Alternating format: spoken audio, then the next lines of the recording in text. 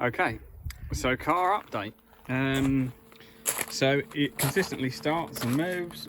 It charges. It's currently on charge. So the cooling fault code, it was just really low on coolant. So basically what happens, it doesn't have a coolant level sensor. You can hear it's running. It doesn't have a coolant level sensor, but if the coolant is low enough, when it commands the pump just spins really fast. It goes over speed, and then it knows that it's pushing fresh air basically, or like the impellers come off the pump or something like that.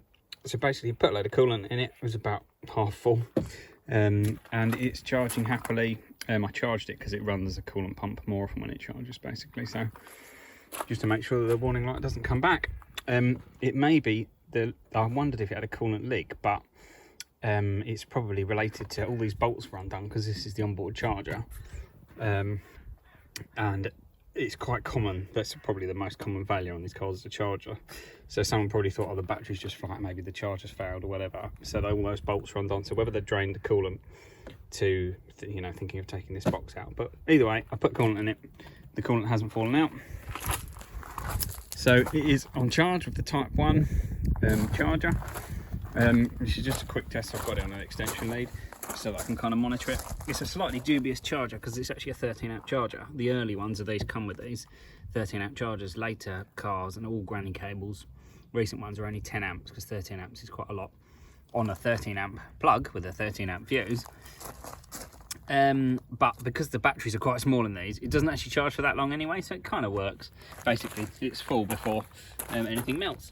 But yeah, just on here you can see it's drawing 11.8 amps, so just to prove that it is working basically. But yeah, that's getting a little bit warm, so I'm going to unplug that in a minute.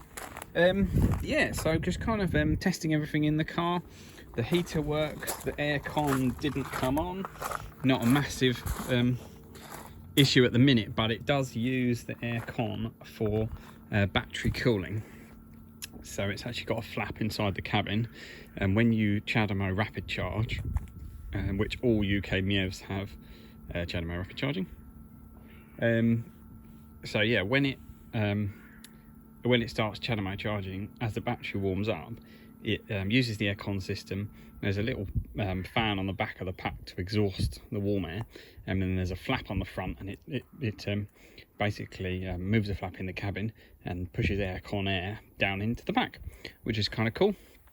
But yeah, so long term it will need the aircon working, but that's not a big concern at the moment. So yeah, just having a look around the vehicle and seeing what's what. They do suffer with corrosion, these, so you can kind of see brake pipes is one. So we can kind of look through there, you can see it's looking a little bit crispy, so we've got a bit of sun here, but which is not ideal, but it seems to work. They suffer with corrosion underneath as well. This one is not the worst, sort of not the best but not the worst. We basically see what happens at MOT, I think. Rear tyres look good. They've obviously been replaced fairly recently. Front tyres are terrible, obviously quite old, and then it's sat and they're quite cracked. So I've already ordered a couple. I sort of broke my own golden rule really, because I usually don't spend money on things that don't fix it until it's fixed, kind of thing. But basically they were like 65 quid or something for the pair delivered, so it's like, yeah, whatever, let's save the time. And they come from Europe, so it takes a lot longer, so it's like, I'll just get them ordered. You can see this one is quite bald as well, and then it's quite cracked. So yeah, so I've got a couple of tyres, so I need to go and see the tyre guy, get those off, take them over to Adrian and get him to pop them on. But other than that, sort of check the lights and things. I think very shortly we're going to book an MOT because that cooling system thing is sorted. Yeah, basically we take it to an MOT and see what happens next. I've sort of started and stopped it a few times. It's consistently happy. Having it on charge is quite a good test, because if there's any issues with readings from the battery, it'll just instantly kind of shut down. So yeah, it's going to plan. All right, cool.